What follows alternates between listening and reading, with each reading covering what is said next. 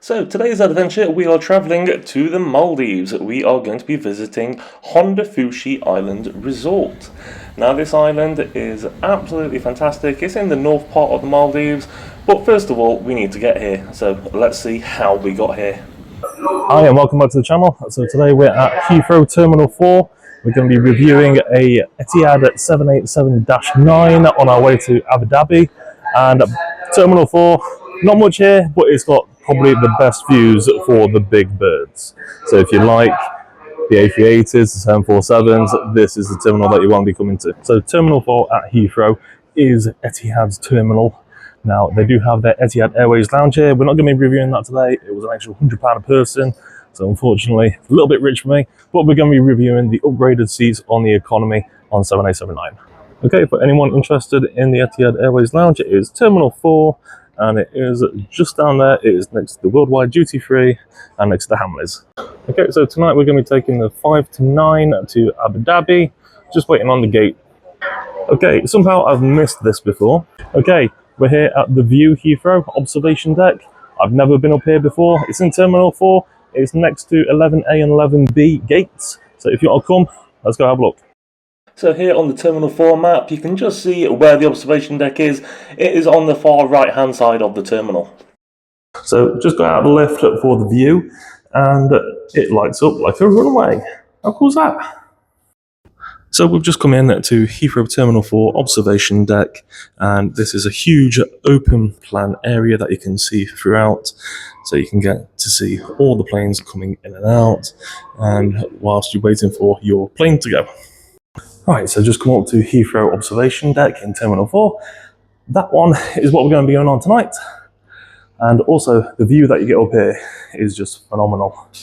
So I don't know if you get this in the other terminals at Heathrow, but full coverage. So also very good for just watching the planes take off here.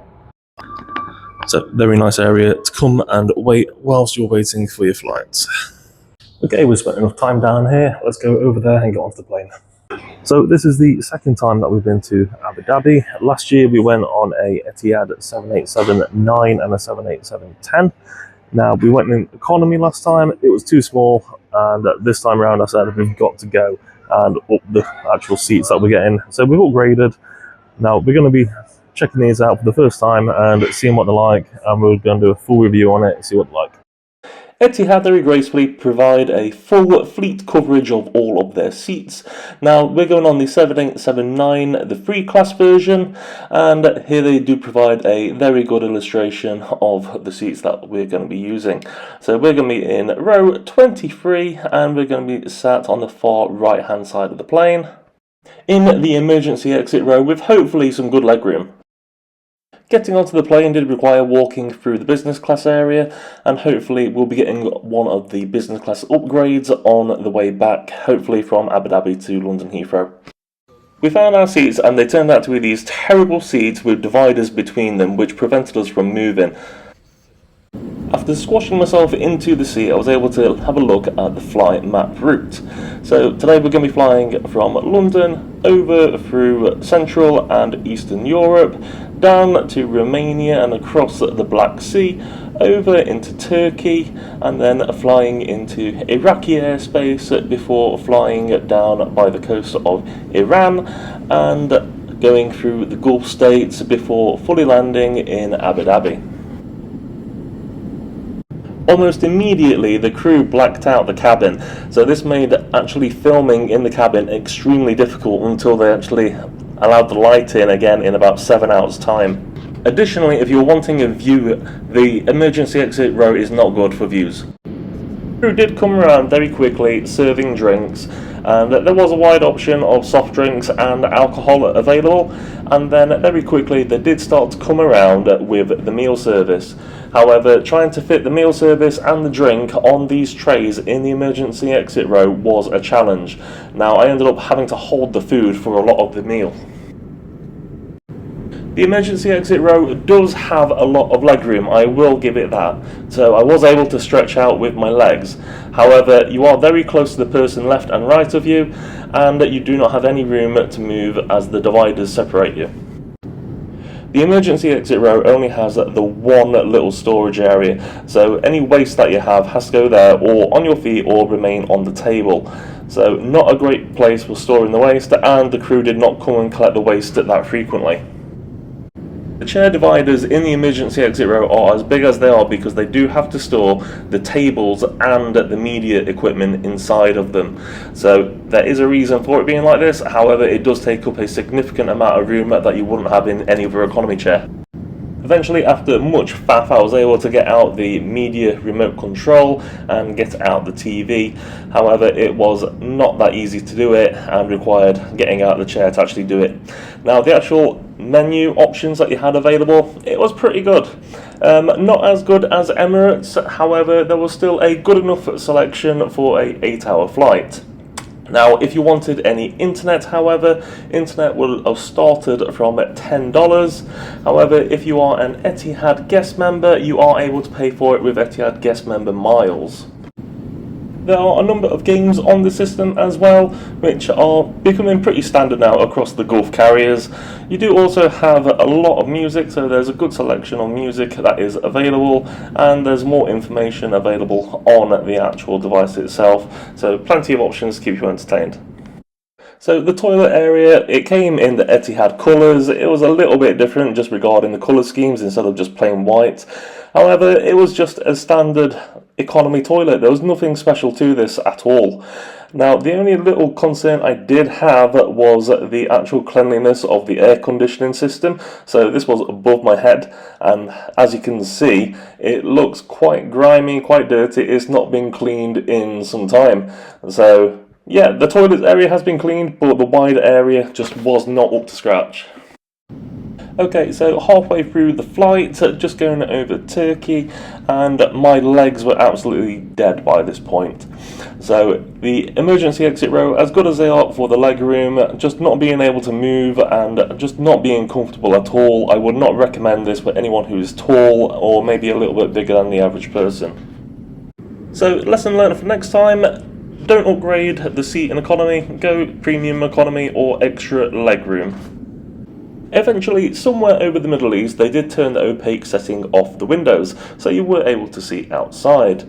So finally, I was able to actually record and visibly see what was around me rather than trying to see everything in the dark. Now, in Etihad's emergency exit row, you do get a cabin crew member seat right opposite you. So during takeoff and landing, there will be a cabin crew member sat right across from you looking at you, which wasn't all that too disconcerting for myself, but other people might not like it. Additionally, the emergency exit row does not have a clear window to be looking out of. So if you want to get up and have a look, then you need to get up out the seat. Coming into land in Abu Dhabi, you are met with the amazing views of the Abu Dhabi skyline. However, when you do land in Abu Dhabi, it is a very long taxiway to the terminal. So once you do land, you could be on the ground for another 15 to 20 minutes. By the end of this journey, I was absolutely dead. Considering I had 2 more flights to go today, I was really not prepared to go and sit in another seat like this. Right then, so just arrived at Abu Dhabi Zayed Terminal A, brand new building, looks absolutely fantastic. That flight was absolutely hellish though. The seats were far too small. Yep, great leg room, loads of leg room. Couldn't move at all though. So, not that good. Don't do that. Don't pay £80 extra for the ability to not move. So, yeah, fantastic. Anyway, on to the next one. Abu Dhabi to Malé, Airbus A321 in about 2 hours time. So I just need to go find it now. Okay, so here we are now at Abu Dhabi Zayed Terminal 1. And as you can see, it looks absolutely fantastic. Brand new and shiny. Anyway, go find the next one now. So an A321 from Abu Dhabi to Malé. Just need to go find the transfer gate. Seriously, just how nice does it look here? It's such a nice terminal. Okay, we found our next one. Comparatively, it looks a lot smaller than the last one. So hopefully, not too many people on this one. We're at the front again, so hopefully the seats are going to be better on this one. But after the last one, I'm not going to get my hopes up on it. So there she is. That'll get us all the way down to Malé, a nice little 4-hour flight. Okay, so again, using Etihad's seat map, we're going to be going on the A321-200 today, and we're going to be at the front, just behind the business class seats in row 6, in seats A and B. These seats are just behind the bulkhead, and hopefully they've got the screens in the wall and not the chair. So this is what a gate should look like. Very nice. Even the concourse from the gate looks nice and bright. And there's where my optimism ended, as we're about to get on, and to my disappointment, we've got the seats with the little barriers between them. As it turned out, there is no media on this aircraft at all. You need to connect it to their Wi-Fi and connect to their e-media system via your portable device, phone, mobile, laptop, iPad, whatever you've got with you.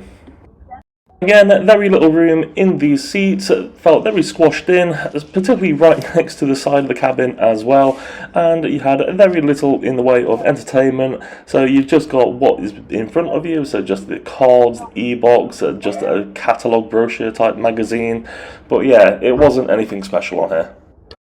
And again, it was a very long taxiway to the runway. Again, about 15 minutes, and again, a very long takeoff, but as soon as we're up, it was a very nice view going over Abu Dhabi. And importantly for me, this seat did have a window, as I really needed to be able to see out the window as we were flying over the Indian Ocean and coming into the Maldives, as you're just about to see. Okay, this is why you want a seat with a window when you are flying down the Indian Ocean towards the Maldives. It is just absolutely spectacular flying through all of the atolls before you land in Malé International Airport. Now, I filmed absolutely so much on B-roll. It just goes on and on and on. It is such a fantastic view. You're just constantly looking out the window, and you can't just not look out the window. It is such a fantastic view for about 1 hour prior to landing in Valina. So coming in to land in Malé International Airport, you do fly straight past Malé, which is the capital of the Maldives, and it is again a spectacular view of an island nation.